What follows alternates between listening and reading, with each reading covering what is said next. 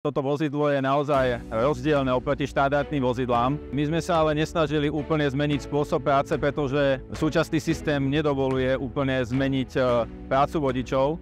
Preto testujeme či už technológiu vozidla, alebo aj prácu vodičov práve týmto vozidlom. Ale cieľime to k tomu, aby sme pracovali nie s vecami, ale so sypkým materiálom, čo pomôže naozaj dosiahnuť tie efekty, ktoré vlastne očakávame.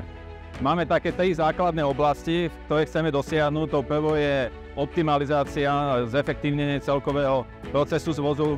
Druhá vec je naozaj tá environmentálna, pretože tým, že znížime počet súčasných štandardných vozidiel, dokážeme ušetriť finančné náklady a tým aj teda našu uhlíkovú stopu.